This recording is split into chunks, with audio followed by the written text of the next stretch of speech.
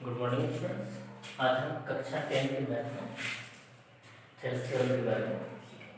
Thales theorem को हम DPT बोलते हैं शॉर्ट में, और इसका फुल फॉर्म बेसिक प्रोपोर्शनलिटी। ठीक है, इसका स्टेटमेंट है, आप देखिए ध्यान से। If a line is drawn parallel to one side of a triangle, किसी भी एक ट्रायंगल के किसी एक साइड पे पैरेलल अगर कोई लाइन जा रही है, ठीक है, तो intersect other two sides in distinct points, तो बाकी दो साइड्स जो है उसको एक निश्चित बिंदु पर वो काटती चली जाती है।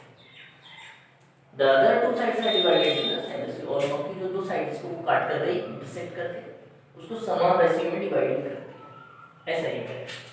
तो चलिए इसके लिए हम इसका फिगर बना लेते हैं। मैंने ट्रायंगल बना लिया, इसका नाम कुछ भी रख ले सकते हैं आप अपनी मर्जी से। ABC लिख देता हूँ मैं, कॉमन है ना ट्रायंगल, और इसमें क्या है, एक लाइन किसी साइड के पैरेलल ड्रॉ करो। तो BC के ड्रॉ हम पैरेलल कर देते हैं, एक लाइन पैरेलल तो नहीं दिख रहा, तो ये रहा पैरेलल हो गया।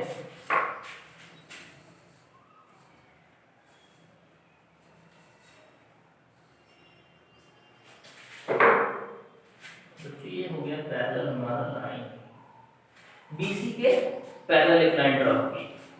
अब ये कह रहे हैं ये जो लाइन है हमारी जो पैरेलल गई, ये बाकी की दो साइड को एक निश्चित बिंदु पर मिलती है।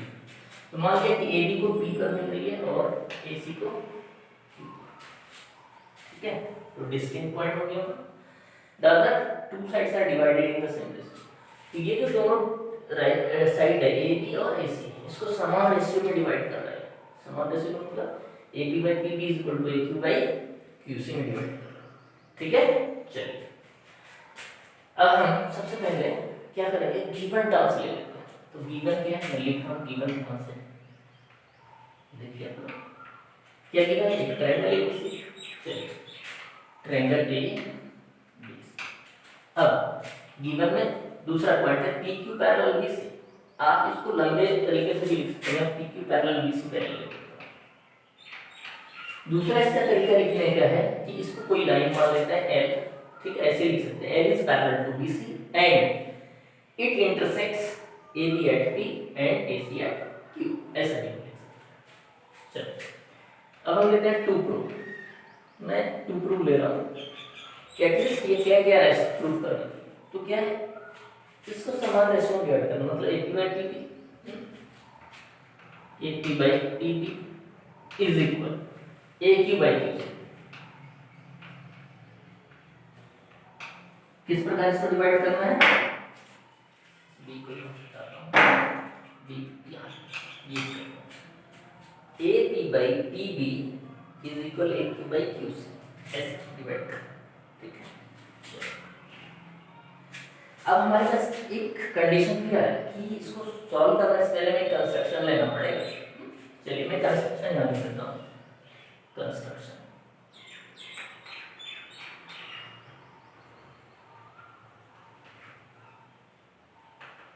ठीक है, कंस्ट्रक्शंस क्या करते हैं, वही कंस्ट्रक्शन हमें करना पड़ेगा क्या, तो सबसे पहले इसको इससे मिलाना पड़ेगा और इसको इससे मिलाना पड़ेगा।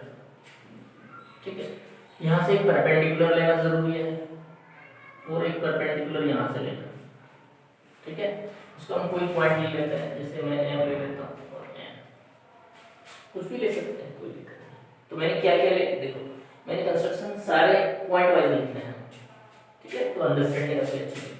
तो पहला पॉइंट मैंने लिया, क्या लिया, ज्वाइन B। चलिए मैं लिख देता हूँ ज्वाइन B, ये आप इसको इस तरह से लिखते हैं ज्वाइन B टू P। दूसरा ज्वाइन PC,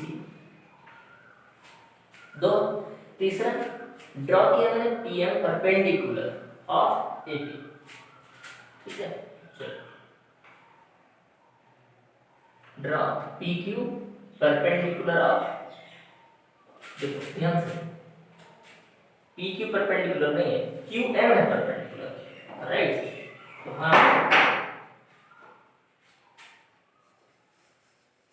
ध्यान से क्या perpendicular, QM, Q M is perpendicular of किसका, ए बी का। बच्चों ए बी का मतलब यहाँ पर ए बी ही नहीं है, ए बी का मतलब है कि वो ए पी पर भी है और वो पी बी पर भी है। मैं यहाँ पर इस ए बी की जगह इसको ए पी भी लिख सकता हूँ, मैं ए पी लिख देता हूँ क्योंकि हम छोटा बेस ले रहे हैं और आगे हम इसको कैसे समझेंगे वो भी समझ में आएगा। एक और पॉइंट ले लेते हैं, draw P N perpendicular of किस पर लिया हमने, ए क्यू पर। बच्चों यहाँ पर फिर समझना, देखिए मैंने क्या लिया, P N perpendicular of A Q, इसका मतलब है E P N A Q पर भी है, ए सी पर भी है और क्यू सी पर भी है। ठीक है, ये हमारे पास कंस्ट्रक्शन के कुछ पॉइंट्स हो गए, अब समझ में आ गया होगा। अब हम प्रूफ स्टार्ट करें, तो मैं प्रूफ के लिए जा रहा हूं। चलिए प्रूफ में हम सबसे पहले क्या करें, आपने ये स्टेटमेंट तो अच्छे से समझ लिया, हमें इसकी जरूरत है नहीं तो मैं इसको मिटा देता हूं क्योंकि बहुत सारे स्पेस की रिक्वायरमेंट होगी, इसको मैं मिटा देता हूं, इसको भी हटा देता हूं।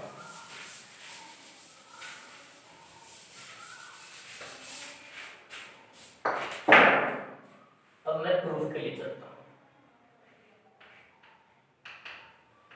बच्चों प्रूफ में हमें सबसे पहले क्या लेना है, तो A P by P B वाला टर्म चाहिए।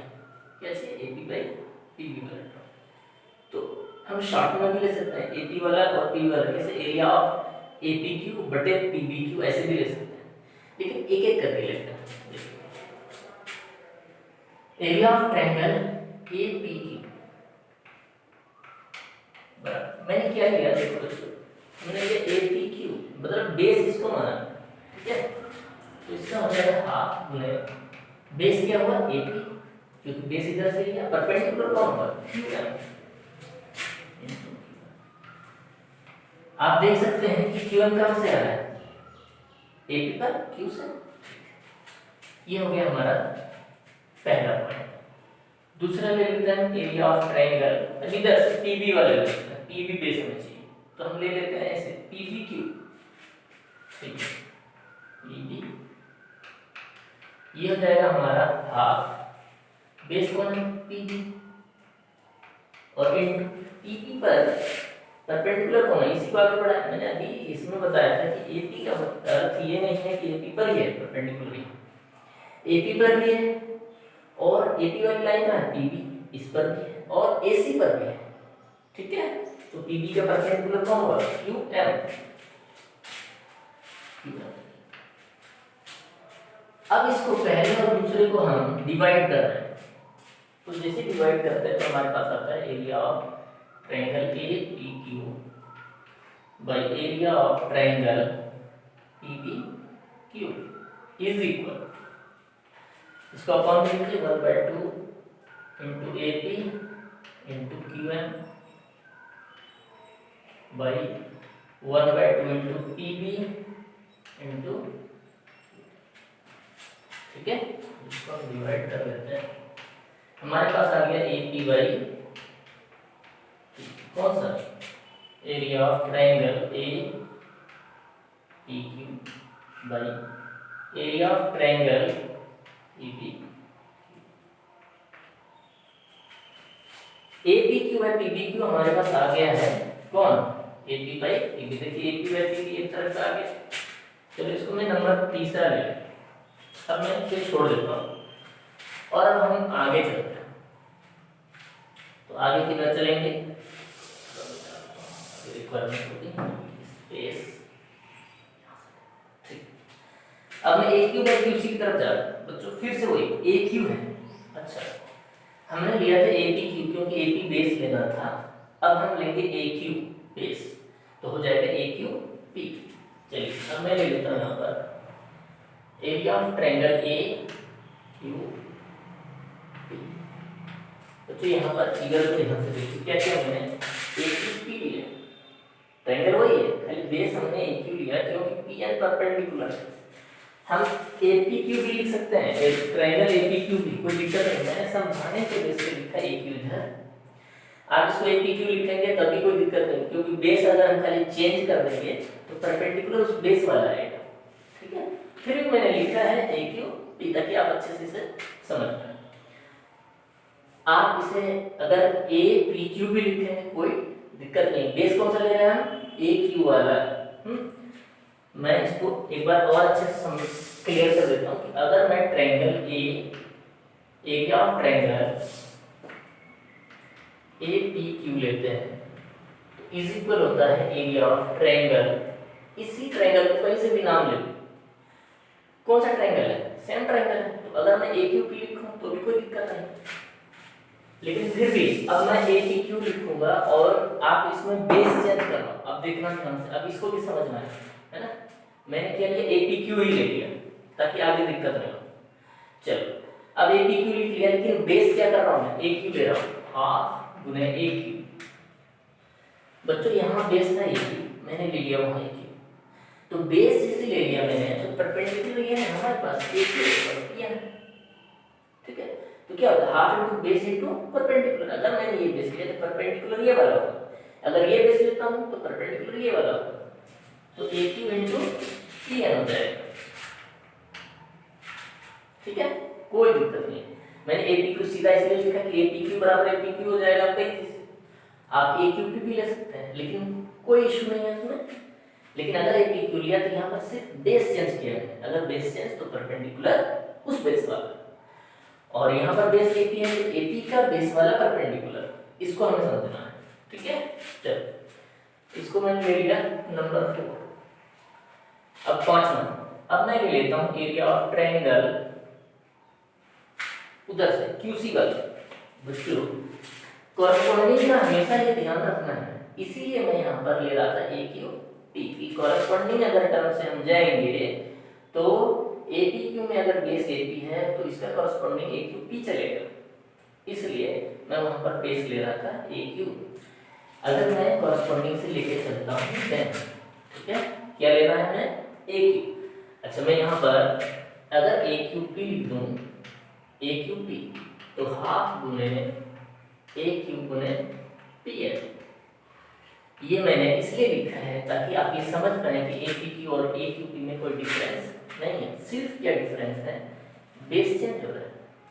लेकिन यहाँ पर हम ए क्यू पी ही ले रहे हैं, क्यों, क्योंकि हमें ए पी बराबर ए पी बाई पी क्यू और ए क्यू बाई क्यू सी वाला टर्म ले जाना है। तो ए पी का कॉरस्पॉन्डिंग बेस कौन चल रहा है यहाँ पर, ए क्यू। मैं बेस के हिसाब से यहाँ पर अगर हम लेंगे तो इसकी जगह ये वाला टर्म, इसको समझाने के उद्देश्य से मैंने लिखा है ताकि आगे आपको काफी इजी हो समझने में।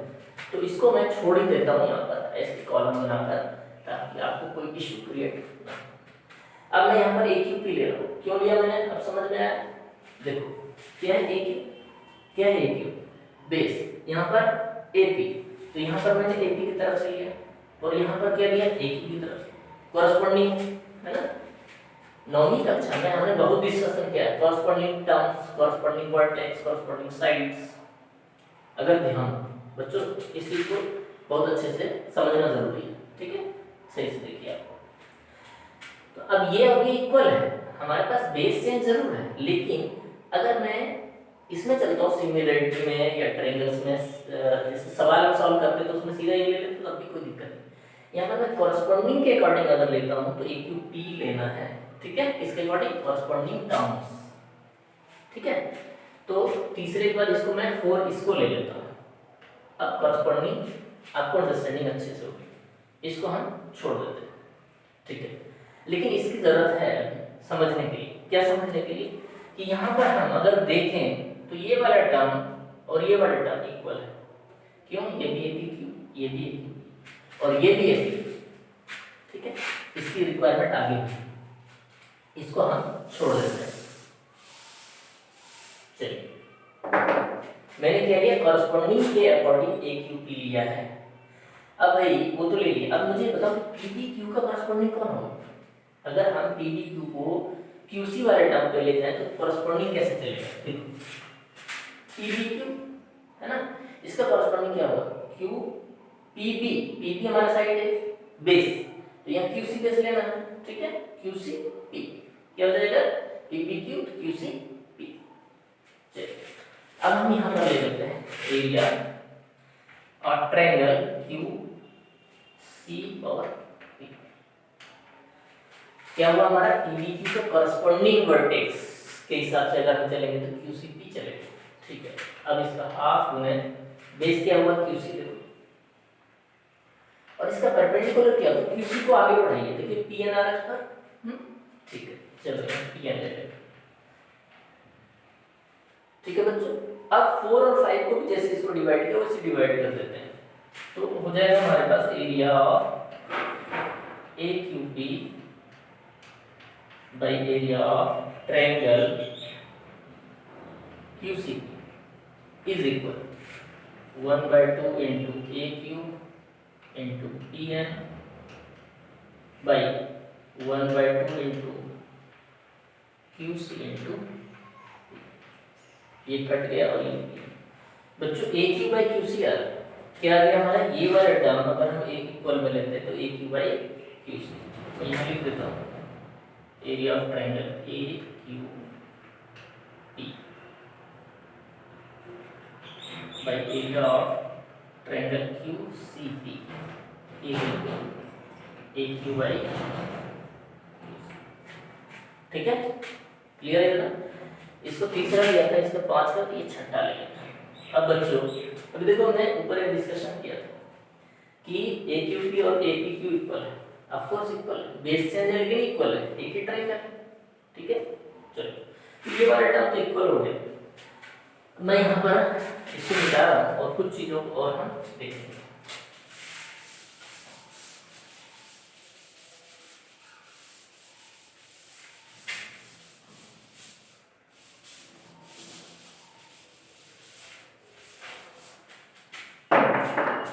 इसको मैंने इसलिए डाल दिया क्योंकि इसकी रिक्वायरमेंट है, हमें ये बराबर ये प्रूव करना। अच्छा अब हम इसको इक्वल क्यों प्रूव करें, तो इसके लिए जरूरी है कि हम इन सारे टर्मों को इक्वल प्रूव कर दें। जैसे ये वाला टर्म इसके इक्वल हो जाए और ये वाला टर्म इसके इक्वल हो जाए, अगर ऐसा होता है तो ये इक्वल हो सकता है, ठीक है। चलिए देखते हैं क्या area of triangle APQ is equal है एरिया ऑफ ट्रायंगल AQP के, क्या ऐसा है? यस ऑफ कोर्स, क्यों?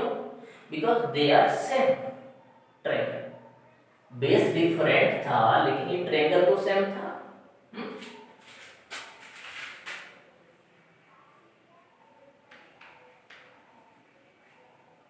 Same triangles because they are, और अगर सेम ट्रायंगल तो एरिया तो इक्वल होगा, चाहे बेस डिफरेंट और परपेंडिकुलर डिफरेंट क्यों ना हो। चलो ये पॉइंट तो हमारे पास आ गया 6 के बाद इसको हम 7 पॉइंट ले लेते हैं, 7। अब हमारे पास आता है कि क्या ये PBQ और QCP इक्वल है क्या। चलो देखते हैं। अब area triangle PBQ is equal area of triangle QCP, ये इक्वल है। अब हम यहाँ पर समझते हैं अच्छे से PBQ और QCP इक्वल है क्या। बच्चों अपने नोमेनक्लेचर में पढ़ा था कि between same parallel and same base जो ट्रायंगल्स होते हैं, है ना, वो क्या होता है उनका एरिया इक्वल। तो अब यहाँ देखिए PQ पैरेलल BC, तो बिटवीन टू पैरेलल मतलब सेम पैरेलल हो गया, ये ट्रायंगल हो गया ट्रायंगल, और इनका बेस भी PQ है। अगर इधर से हम ट्रायंगल देखें और इधर से, तो क्या हो गया, इसका एरिया इक्वल हो गया। तो PBQ and QCP are have same base and between same parallel, same base and between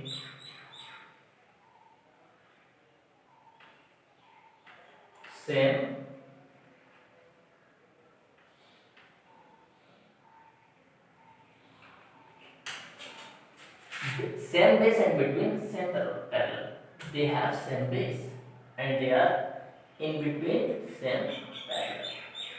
भाई आप इस तरह से लिख सकते हैं, अगर पूरा डिटेल में लिखना चाहो बहुत अच्छे से, तो खूब अच्छे से लिखिए, they have same base and they are in between same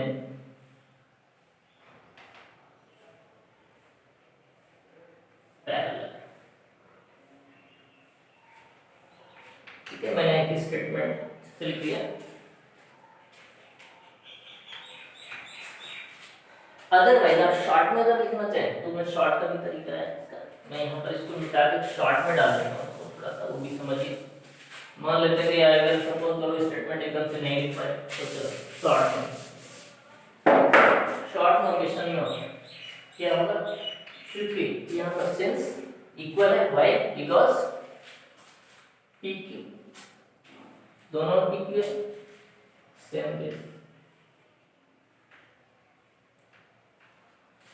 और कुछ है, यस, क्या पी क्यू पैरेलल भी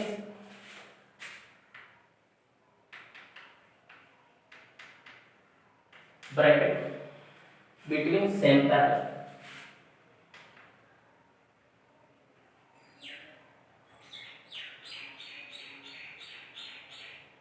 आप इस तरह से भी आप इसको ब्रैकेट में इधर इसके सामने दिखा सकते हैं कि इसका ये सेम बेस और ये बिटवीन पैरेलल में है, तो ये क्या है, इक्वल एरिया से।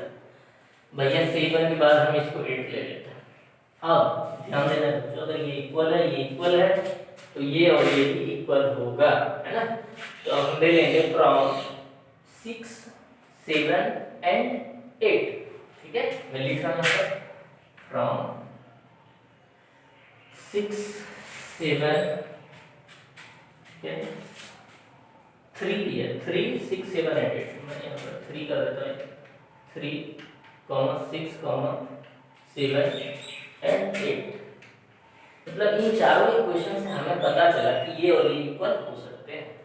क्या हो गया हमारा, A Q by Q C is equal A P by,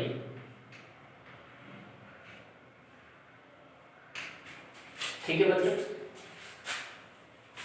क्या हुआ, ये दोनों इक्वल, तो ये बराबर ये ए क्यू बाई क्यू सी बराबर ए पी बाई क्यू। आशा है ये आपको बहुत अच्छे से समझ आया होगा। आप इसको एक दो बार सही से देखें और एक बार पुनः प्रयास करें करने का सवाल, ठीक है बच्चों। और एक चीज का हमेशा ध्यान रखें, कॉरस्पॉन्डिंग टर्म्स को कभी भी गलती से नहीं भूलें, ठीक है। अगर कोई प्रॉब्लम है तो आप मुझे शेयर करें, बहुत बहुत